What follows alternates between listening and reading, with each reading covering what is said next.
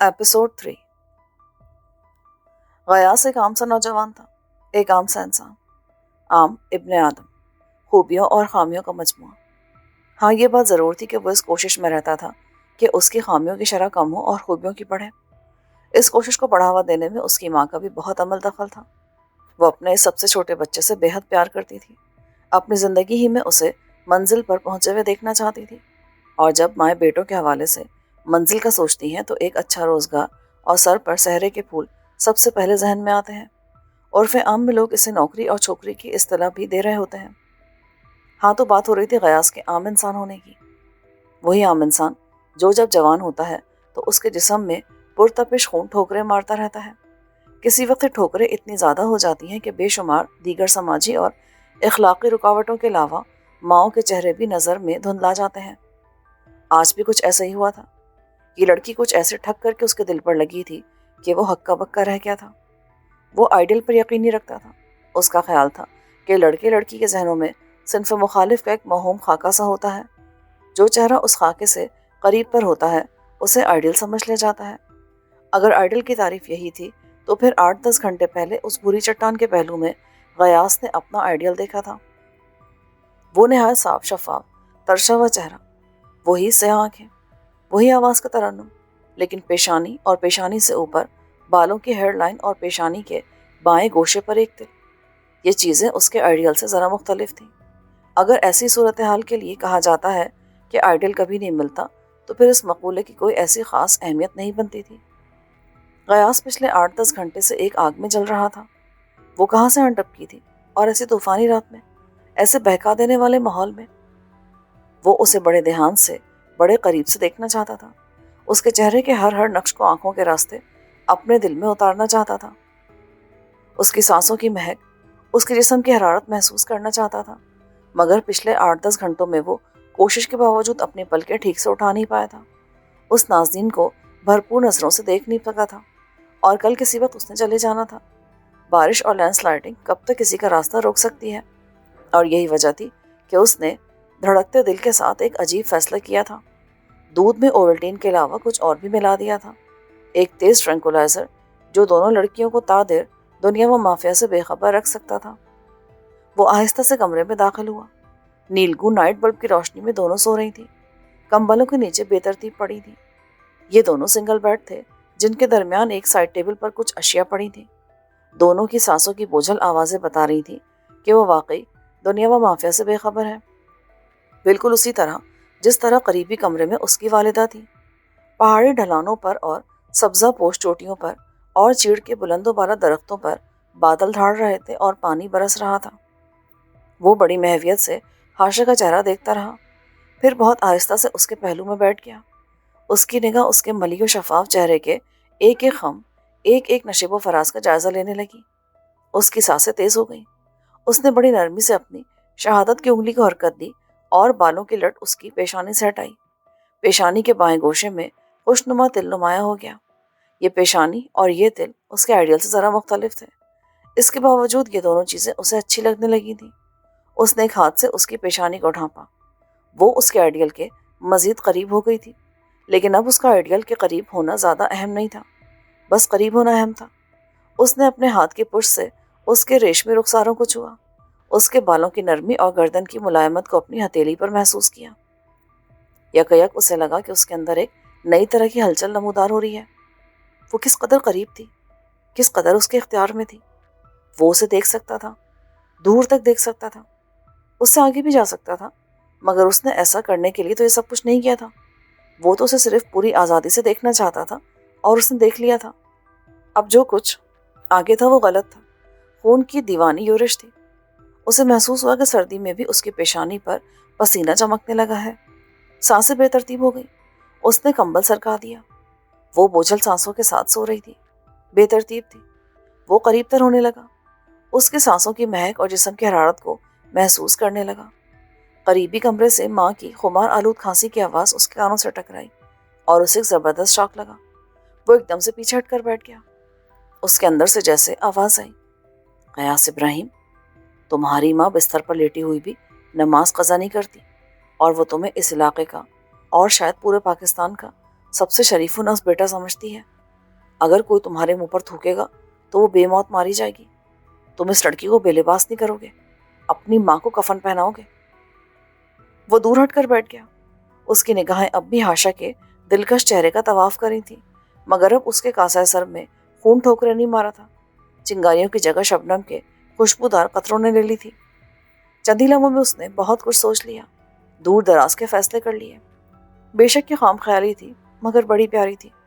اس نے خود کو اپنے حصے کی زمین بیچتے دیکھا, ہاشا کے ٹیلر ماسٹر والد کا قرض خواہ کے منہ پر مارتے دیکھا, خود کو ہاشا کا گھونگھٹ اٹھاتے دیکھا, اپنی ماں کے جھریوں زدہ رخساروں پر خوشیوں کے آنسوؤں کی چمک دیکھی. ہاں, اس نے بہت دور تک دیکھ لیا تھا. ہاشا نے نیند میں ہی ہولے ہولے کرانا شروع کر دیا. شاید پھر گھٹنے میں درد ہو رہا تھا. غیاث نے جلدی سے کمبل اس کے جسم پر برابر کر دیا. وہ کسمسا کر پھر سو گئی, جاگ نہیں پائی. ہاں, غیاث جاگ چکا تھا. یہ بارش تو رکنے کا نام ہی نہیں لے رہی, واپس کیسے جائیں گے؟ صبح اٹھتے بساط نے سب سے پہلا جملہ یہی کہا. غیاث بولا, بارش رک بھی گئی تو اوپر جانا اتنا آسان نہیں ہوگا.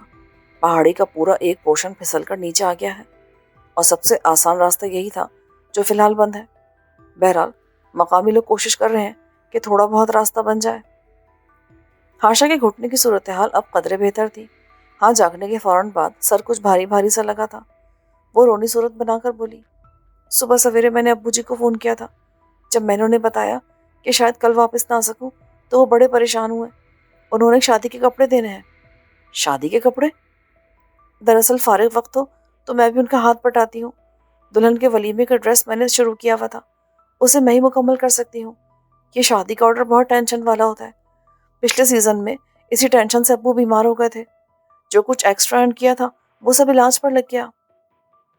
باغیچے کی طرف رکھوالی والا کتا شور مچانے لگا. اسے کیا ہو گیا؟ کہیں وہ کل والے؟ ہاشا نے سہمنے کی ایکٹنگ کرتے ہوئے بات ادھوری چھوڑ دی. اس پر ابھی تک ناٹک میں رنگ بھرنے والا موڈ سوار تھا. ان دونوں نے اپنے فون بھی مسلسل بند کر رکھے تھے. بساط نے اسے خشمگین نگاہوں سے گھورا. غیاث ذرا چونکا وسا باہر نکل گیا. 2 منٹ بعد اس نے واپس آ کر بتایا کہ بارش کے سبب پانی ڈاگ ہاؤس میں چلا گیا ہے, اس لیے وہ شور مچا رہا ہے. مگر صرف 3-4 منٹ ہی گزرے ہوں گے کہ گھر کا بیرونی دروازہ دھڑ دھڑ بجنے لگا. 1-2 بھاری بھرکم مردانہ آوازیں بھی آئیں. اس برستی بارش میں کون آ گیا؟ یقیناً اس کا دھیان فوراً اس واقعے کی طرف چلا گیا جو کل ہاشا اور بساط نے بیان کیا تھا. اس نے ایک الماری کے اندر سے کوئی چیز نکال کر اپنی گرم چادر میں چھپائی اور باہر کی طرف قدم بڑھائے. ہاشا اور بساط سمجھ گئی تھی کہ اس نے کوئی ہتھیار ہی لیا ہے. مین دروازے کی طرف سے بلند آہنگ میں بولنے کی آوازیں آنے لگی. چند سیکنڈ بعد ہاشا عدیل عالم کی آواز پہچان کر بھوچنکی رہ گئی. بھائی عدیل عالم, اور یہاں؟ وہ یقین نہیں کر پائی. اس نے ہاتھ بڑھا کر سرہانے کی طرف کھڑکی کا دبیز پردہ وا کیا. اسے گھر کے چھوٹے سے برآمدے کا منظر دکھائی دینے لگا. وہ اس کا بھائی عدیل عالم ہی تھا. وہ سادہ کپڑوں میں تھا. ہمراہ جو 4-5 افراد تھے وہ بھی سادہ لباس میں تھے. حالانکہ انہیں دیکھ کر ہی ہاشا جان گئی تھی کہ وہ پولیس میں ملازم ہے. بھائی عدیل کا لباس جزوی طور پر بھیگا ہوا تھا. بال ماتھے سے چپکے تھے.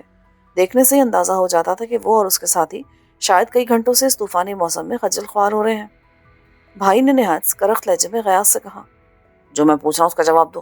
کون کون ہے گھر میں؟ میں نے کہا ہے نا, میں سب بتا دیتا ہوں, لیکن پہلے آپ لوگ اپنے بارے میں تو بتاؤ. اس کا لہجہ دبنگ تھا. ایک لمحے کے لیے ہاشا کو لگا کہ بھائی عدیل حسب عادت ہاتھ گھما کر غیاث کو تھپڑ جڑ دے گا, مگر پھر اس نے خود کو سنبھال لیا. اسی دوران میں ایک اور فربردام شخص چھتری تانے ہوئے برآمدے میں داخل ہو گیا. اوئے, کیا بکواس کر رہا ہے؟ بڑے صاحب جو پوچھ رہے ہیں وہ بتا. دونوں بیویاں کتنے ہیں؟ یہ فربا اندام شخص مقامی تھا.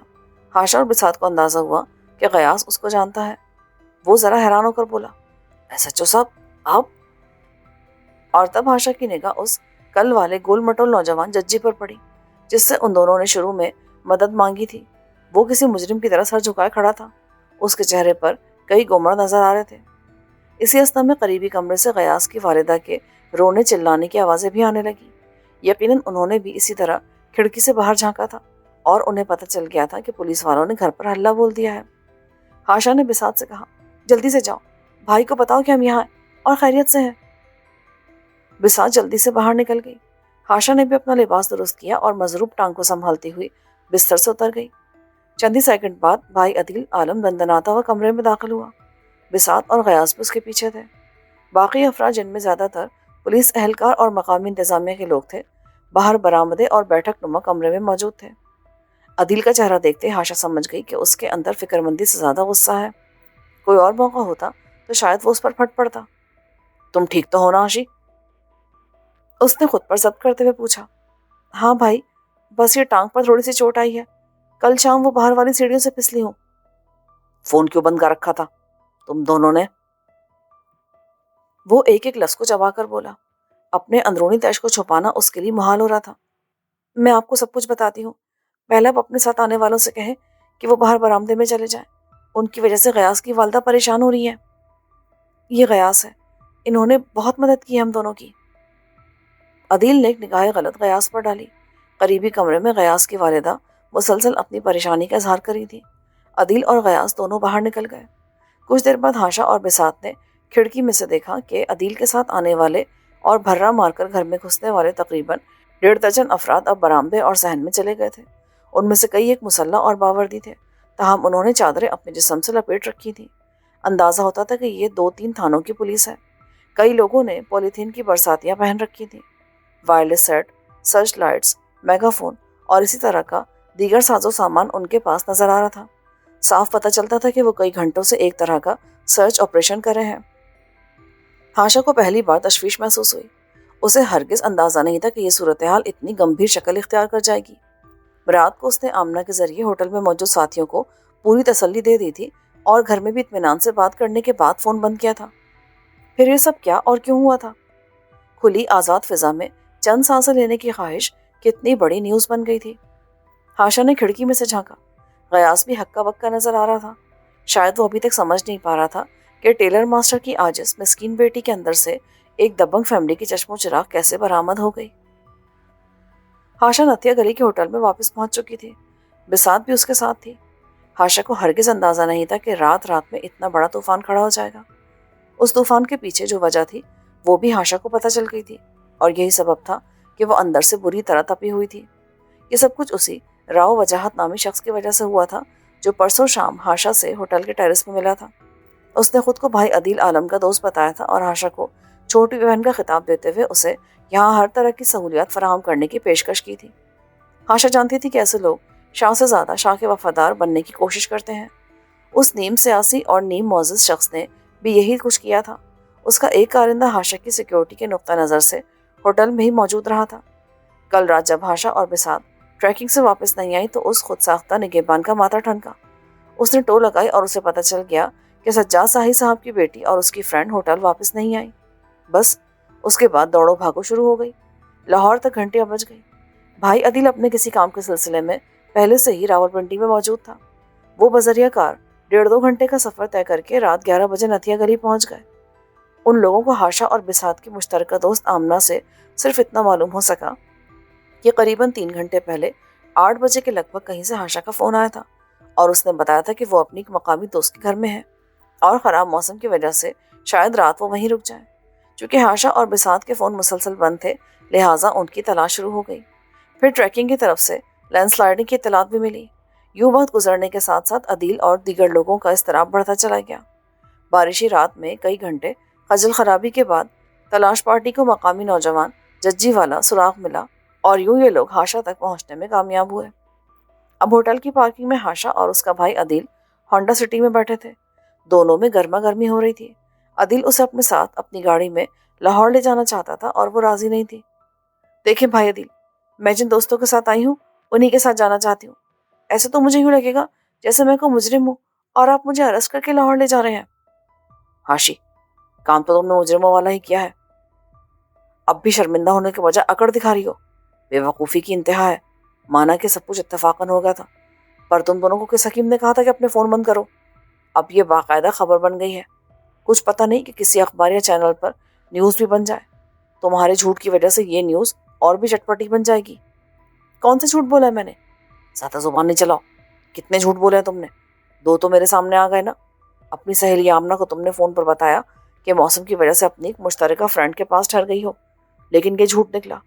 दूसरे झूठ का पता उस लड़के गयास की माँ से लगा। وہ بتا رہی تھی کہ تم کسی ٹیلر ماسٹر کی بیٹی ہو.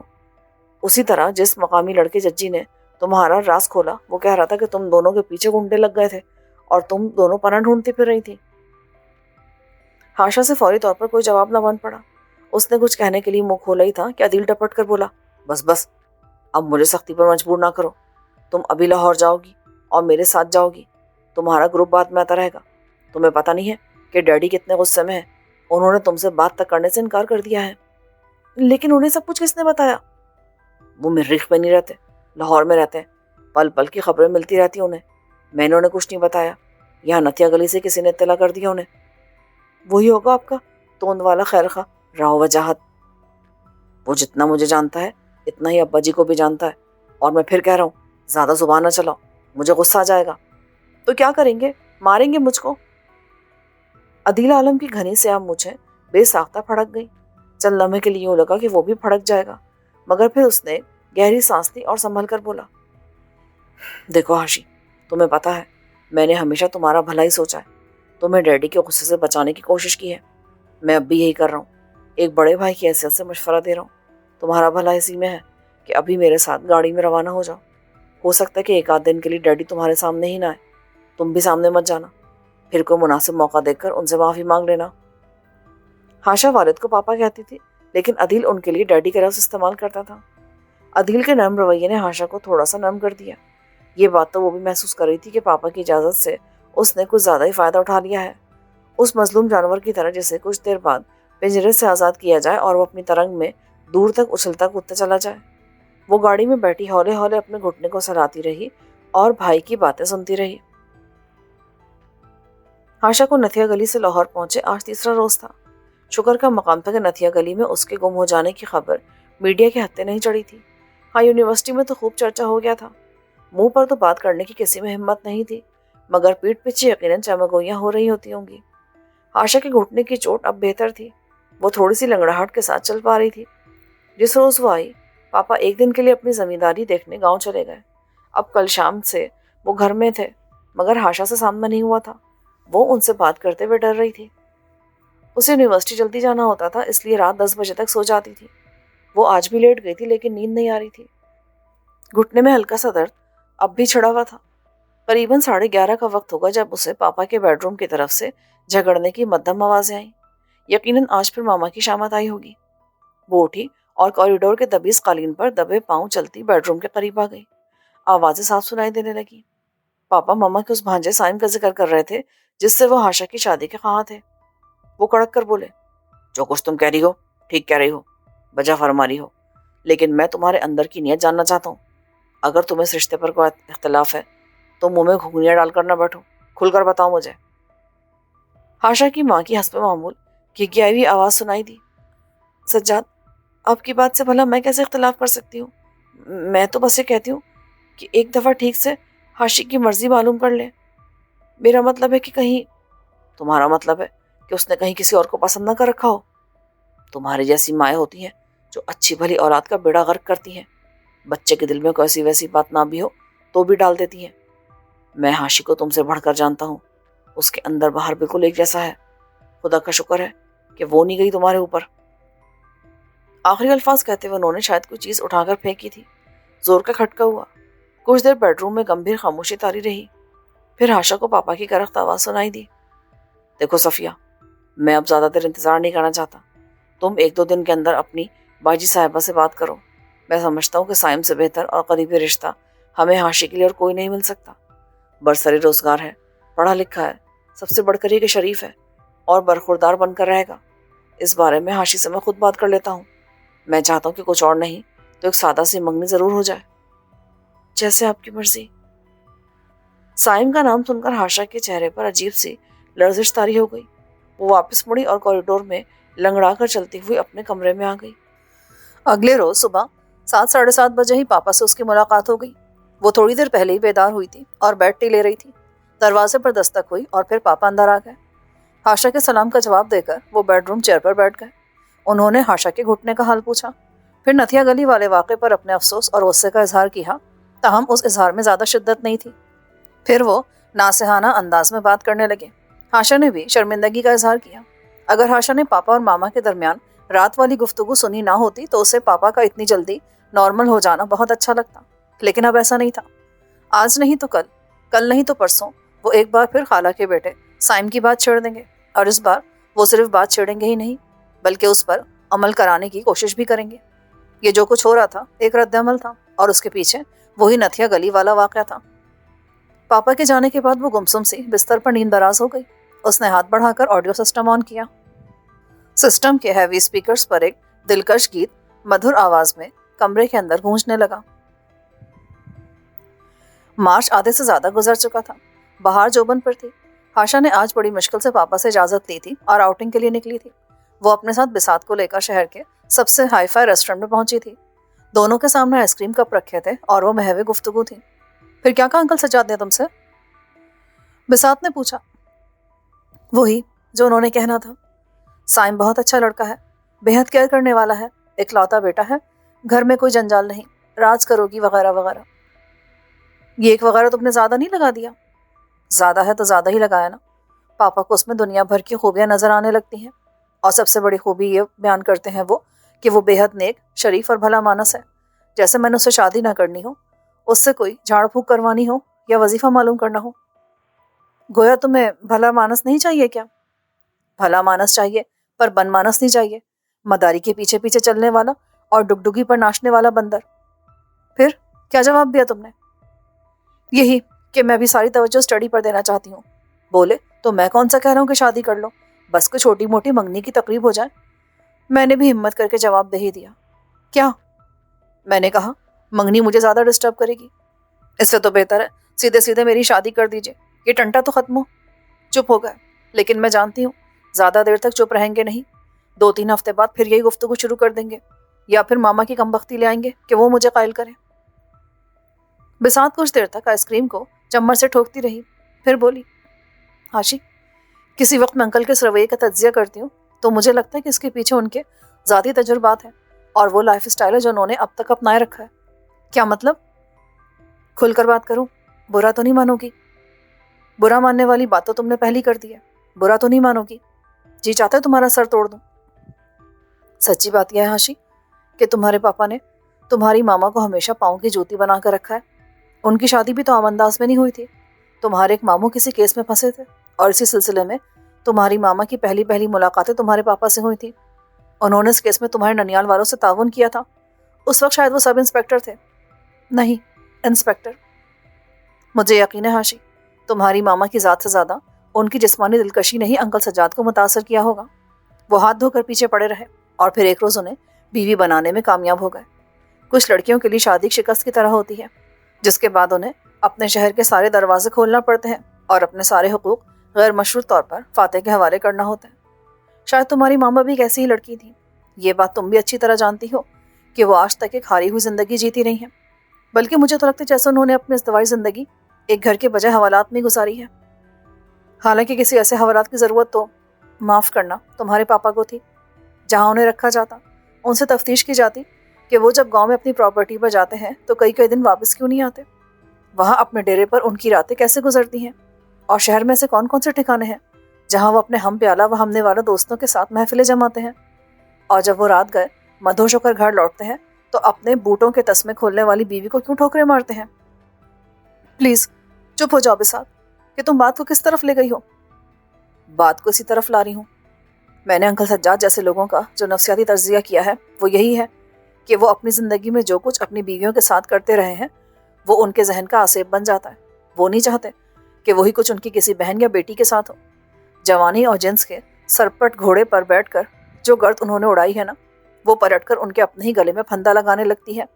ایسے میں وہ اپنی بہن بیٹی کے لیے ایکسٹرا بھلا مانس، شریف، یا دوسرے لفظوں میں کاٹ کا الو کہہ لو، ڈھونڈنے کی کوشش کرتے ہیں۔ وجہ یہی ہوتی ہے کہ ازدواجی زندگی کی خوبصورتی اور شائستگی پر ان کا یقین خود ان کی اپنی وجہ سے ختم ہو چکا ہوتا ہے، یعنی اپنے کیے کی سزا بھی خود نہیں بھگتتے اور ان کی اولاد کو بھگتنا پڑتی ہے۔ بساط پھر ہلکے پھلکے موڈ میں آ گئی۔ تم تو ایک بھلے مانس شوہر کی بیوی ہونے کا سزا کہہ رہی ہو؟ بھلا مانس نہیں، کاٹ کا الو۔ یار اچھا بھلا بندہ ہے، لاہور میں امپورٹ ایکسپورٹ کی جو 2-4 چوٹی کی سلجھی ہوئی کمپنیاں ہیں ان میں سے ایک کو چلا رہا ہے، گڈ لکنگ ہے، نفیس ہے، عزت کرتا ہے تمہاری۔ Shut up. وہ عزت نہیں کرتا، ڈرتا ہے مجھ سے، اور اس لیے ڈرتا ہے کہ پاپا سے ڈرتا ہے، اور پاپا سے اس لیے ڈرتا ہے کہ امپورٹ ایکسپورٹ میں جو گھپلے ہوتے ہیں وہ اس کی فرم بھی کرتی ہے۔ پاپا اور بھائی کی وجہ سے کوئی اس پر ہاتھ نہیں ڈالتا، وہ ہر طرح سے پاپا کے زیر سایہ چل رہا ہے۔ بات کرتے کرتے یکایک ہاشا کے جسم میں سردی کی لہر دوڑ گئی۔ اس کی نگاہ ڈائننگ ہال کی سیڑھیوں کی طرف اٹھ گئی۔ فرسٹ فلور سے اس کے پاپا نیچے اتر رہے تھے۔ ان سے ایک قدم یا چند انچ پیچھے سائم تھا۔ پاپا شلوار قمیص میں تھے، ان کے ہاتھ میں کوئی فائل تھی۔ سائم ہمیشہ کی طرح نفیس پینٹ کوٹ اور ٹائی میں تھا۔ پاپا کے چہرے پر غصے کے تاثرات تھے۔ آواز ہاشا تک نہیں پہنچ رہی تھی، مگر صاف پتہ چل رہا تھا کہ وہ کڑوے لہجے میں سائم سے کچھ کہہ رہے ہیں۔ وہ اطاعت مندی کے ساتھ اس بات میں سر ہلاتا چلا جا رہا تھا۔ شکر کا مقام تھا کہ وہ دونوں ایک نیم تاریک گوشے میں تھی۔ سامنے ایک ستون کی آڑ بھی تھی۔ پاپا اور سائم کی نگاہ ان دونوں پر نہیں پڑی۔ ہاشا کی طرح بساط نے بھی ان دونوں کو دیکھ لیا تھا۔ وہ ساتھ ساتھ چلتے باہر نکل گئے۔ ڈائننگ ہال کی دیوار گیر کھڑکی میں سے ہاشا نے دیکھا پاپا جب گاڑی میں بیٹھنے لگے تو ڈرائیور سے پہلے خود سائم نے دروازہ کھولا اور گاڑی کے روانہ ہونے تک مؤدب کھڑا رہا۔ کچھ دیر کے بعد وہ اپنی کرولا گاڑی کی طرف بڑھ گیا۔ اس کے اوچل ہونے کے بعد ہاشا نے گہری سانس لی اور بساط کی طرف دیکھا۔ دیکھ رہی ہو یہ پولائٹنس اور یہ شریف النفسیہ؟ بساط نے اس بات میں سر ہلا دیا۔ ہیڈ ویٹرس مستقل طور پر ان کی میز کے قریب مؤدب کھڑی تھی۔ ایسے وی آئی پی سلوک سے ہاشا کی الجھن بڑھنے لگتی تھی۔ وہ اس کی طرف دیکھ کر نارمل لہجے میں بولی، پلیز آپ دوسرے لوگوں کو بھی اٹینڈ کیجئے، ہمیں ضرورت ہوگی تو ہم آپ کو زحمت دے لیں گے۔ Okay ma'am. وہ سر جھکا کر جلدی سے دوسری طرف چلی گئی۔ ہاشا نے بیزار سا منہ بنا لیا۔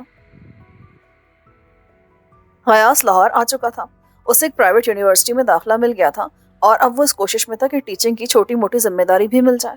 وہ پہلے بھی درجنوں بار لاہور آ چکا تھا، مگر اس بار اسے لاہور ہمیشہ سے زیادہ خوبصورت لگ رہا تھا۔ شاید اس کی وجہ موسم میں بہار بھی ہو، مگر دوسری وجہ اسے زیادہ اہم محسوس ہوتی تھی۔ یہ ہاشا کا بھی شہر تھا۔ ہاشا جو اس طوفانی رات میں طوفان کی طرح آئی تھی اور اس کے ہوش و حواس پر چھا گئی تھی۔ اس کی آمد سے غیاث کے ہوش 2 مرتبہ اڑے تھے۔ ایک مرتبہ تب جب اس نے اسے پہلی بار دھیان سے دیکھا تھا اور وہ اسے اپنے آئیڈیل کے قریب ترین محسوس ہوتی تھی۔ اس آئیڈیل سے بس پیشانی اور ایک چھوٹے سے تل کو منع کرنا اسے قطعی دشوار محسوس نہیں ہوا تھا۔ دوسری مرتبہ اس کے ہوش تب اڑے جب اسے صبح سویرے پتہ چلا کہ وہ کسی ٹیلر ماسٹر احمد صاحب کی بیٹی نہیں بلکہ ایک بہت بڑی زمیندار فیملی سے تعلق رکھتی ہے، اور اس کے والد لاہور کی ایک نہایت دبنگ سرکاری شخصیت ہے۔ یہ معلومات تہلکہ خیز تھیں، لیکن تب تک جو تہلکہ غیاث کی اپنی ہستی میں مچ چکا تھا وہ کسی طور ریورس ہونے والا نہیں تھا۔ ہاں، وہ طوفانی کی طرح آئی تھی اور اس کے دل میں سما گئی تھی۔ یہ سمانا بڑی گہرائی تک تھا۔ اگر گہرائی تک نہ ہوتا تو شاید جب وہ اس کے گھر بے سود اس کے رحم و کرم پر پڑی تھی اور اس کی دلکش شفاف گردن میں سانس چلتی ہوئی نظر آتی تھی، وہ ایک سراپا خاکی بن جاتا۔ آج کل وہ اپنے دوست ہمایوں کے ساتھ ہی ایک چھوٹے سے فلیٹ میں مقیم تھا۔ کرایہ دونوں نے شیئر کر لیا تھا۔ یہ ہمایوں وہی تھا جس نے اس کی طرح BCS کیا تھا اور اب یہاں لاہور کی یونیورسٹی میں ماسٹرز کر رہا تھا اور ساتھ ٹیچنگ کی جاب بھی۔ غیاث کھڑکی کے قریب بیٹھا سگریٹ پھونک رہا تھا اور قریباً 25 فٹ نیچے مسلم ٹاؤن کی سڑک پر ٹریفک روا دوا تھا۔ دروازہ کھلا اور وہ اپنے خیالات سے چونک گیا۔ ہمایوں اندر داخل ہوا اور دھم سے صوفے پر بیٹھ گیا۔ یار غیاث، میں سچ کہتا ہوں، تم اوکھلی میں سر دینے کی کوشش فرما رہے ہو۔ میں نے سارا پتہ کر لیا ہے۔ یہ SP سجاد شاہی بڑا دجال قسم کا بندہ ہے۔ یونیورسٹی بلکہ پورے لاہور میں کوئی اس کی بیٹی کے پاس بھی سے گزر جائے نا تو اس کو مرغا بنا دیتا ہے۔ ابھی کو 1 مہینہ پہلے کسی مشہور صحافی کے بھانجے کی بڑی زبردست ضرورت بن چکی اس کے ہاتھوں سے۔ غیاث نے شعر پڑھا، کیا ضروری ہے کہ سب کو ملے ایک سا جواب؟ آؤ نا ہم بھی سیر کریں کوہ طور کی۔ ہاں واقعی ہو سکتا ہے تمہیں مثبت جواب مل جائے، باقی عاشقان کی درگت بنتی رہی ہے، تمہارا مزار بن جائے۔ او یار، بڑی ڈاڈی قسم کی فیملی ہے۔ کچھ لوگ پولیس میں ہیں، کچھ زمینداری میں، کچھ الخبائث میں۔ الخبائث؟ او یار، وہی سیاست۔ او خدا کا خوف کرو، سیاست بری نہیں، افراد برے ہوتے ہیں۔ باقی رہی بات ڈاڈے لوگوں والی، تو ایک بات یاد رکھنا، عشق سے ڈاڈا اور کچھ نہیں ہوتا، اور لگتا ہے مجھے یہ ہو چکا ہے۔ ڈاڈا عشق 2 طرفہ ہوتا ہے، تم اسے 1 پہیے والی سائیکل بنائے بیٹھے ہو۔ یہ عشق نہیں سرکس ہے، دھڑام سے گرو گے۔ اچھا، شٹ یور ماؤتھ۔ مصروفیات کیا ہیں جانے جا کی؟ وہی جو ایلیٹ کلاس کی لڑکیوں کی ہوتی ہیں، لیکن آزادی بالکل بھی نہیں ہے۔ یونی آتی جاتی ہے مگر ڈرائیور اور کبھی کبھی گارڈ بھی ساتھ ہوتا ہے۔ جاگنگ کرتی ہے مگر اپنی کوٹھی کے اندر ہی بنے ہوئے ٹریک پر۔ ہوٹلنگ کرتی ہے مگر فیملی کے ساتھ۔ وہ تو پتہ نہیں تمہاری کوئی شامت اعمال تھی جس کے نتیجے میں وہ تفریحی گروپ کے ساتھ نتھیا گلی چلی گئی اور وہاں تم اس سے جا ٹکرائے۔ جس طرح भतीजा रिक्शा किसी लग्जरी फ्लाइंग कोच से जा टकराता है। अंडर एस्टिमेट कर रहे हो जानी, आगे आगे देखो होता है क्या, बस एक मौका मिलने दो अच्छा सा। इसी दौरान में नथिया गली के उस मजाफाती घर से उसकी वालिदा का फोन आ गया। वो दिन में कम से कम एक बार जरूर फोन करती थी। हर रोज के सवाल एक ही तरह के होते थे। खाना क्या खाया, नमाज पढ़ी या नहीं, कुरान मजीद खोला या नहीं, सिगरेट तो नहीं पी, किसी से झगड़ा तो नहीं किया, सुबह कितने बजे उठे, कल कितने बजे सोए। आज भी उन्होंने वही सवालात किए। आज भी उसने 90% गलत जवाब दिए। वो खुश हो गई। अपनी नहीफ आवाज में उसे और हुमायूं को ढेर सारी दुआएं देकर उन्होंने फोन बंद कर दिया। हुमायूं के चेहरे पर तासुफ था। यार, खाला जी का सोचता हूँ तो मेरी परेशानी और बढ़ जाती है। उन्होंने बड़ी उम्मीदें लगा रखी हैं तुमसे, और तुम ऐसे रास्ते पर चलने का सोच रहे हो जिसमें खतरा ही खतरा है। मैं तो फिर कहता हूँ, ये बड़ा दिलरुबा शहर है, यहाँ मौज उड़ाओ, छोटे मोटे फ्लर्ट करो, खाओ पियो। ये पक्के इश्क वाली सुलेमानी टोपी ना पहनो, ये तुम्हें गायब कर देगी और तुम वापस नहीं आ सकोगे।